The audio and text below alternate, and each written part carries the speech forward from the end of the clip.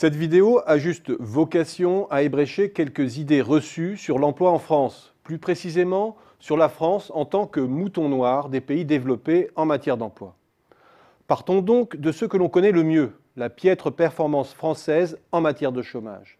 C'est sur elle que se bâtit toute la rhétorique de l'échec français et qui fait du marché du travail français l'antimodèle de l'OCDE. Alors, focalisons-nous sur ces pays que nous envions pour leur capacité à naviguer régulièrement sous la barre des 7% de chômage. Et leur capacité également à rétablir plus rapidement que nous le plein emploi dans la crise. Autrement dit, l'Allemagne, le Royaume-Uni, les États-Unis, le Danemark, les Pays-Bas, la Suède. Des pays qui s'imposent tour à tour comme modèle de régulation exemplaire. Gardons quand même un autre mouton noir, l'Italie, pour mieux saisir ce qui nous sépare des meilleurs et nous rapproche du pire. De ces pays, nous envions la régulation, car elle leur permet de créer des emplois quand nos entreprises y rechignent. Cette fameuse désincitation à l'embauche que produirait notre enfer réglementaire et syndical. Alors, comparons d'abord nos dynamiques d'emploi depuis 2000 pour prendre la mesure du problème. La France se situe sans surprise plutôt en bas de l'échelle concernant sa performance de moyen terme. Mais elle n'a pas à rougir de cette performance quand elle se compare aux États-Unis ou à l'Allemagne ou encore aux Pays-Bas. Ce sur quoi elle pêche en revanche, c'est sur sa capacité à rebondir depuis 2010.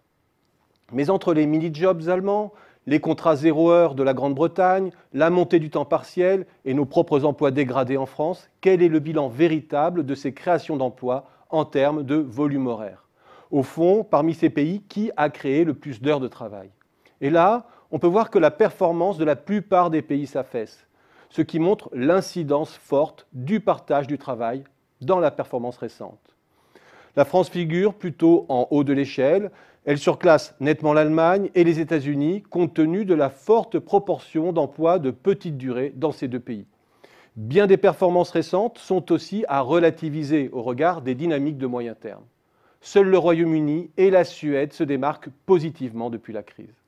Mais chacun de ces pays a des dynamiques démographiques différentes. C'est au fond la capacité à créer des heures de travail par personne en âge de travailler qui permet de jauger la performance véritable des économies.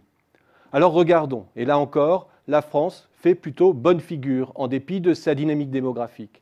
Elle surclasse cette fois-ci très nettement les États-Unis, mais aussi le Royaume-Uni, sans parler de l'emblème de la flexisécurité qu'incarne le Danemark.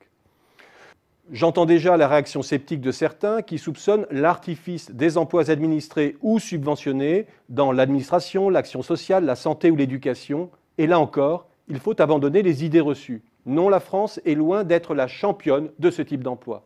Il faut se tourner vers le Royaume-Uni ou les Pays-Bas pour trouver les plus fortes croissances dans ces secteurs fortement solvabilisés par la puissance publique.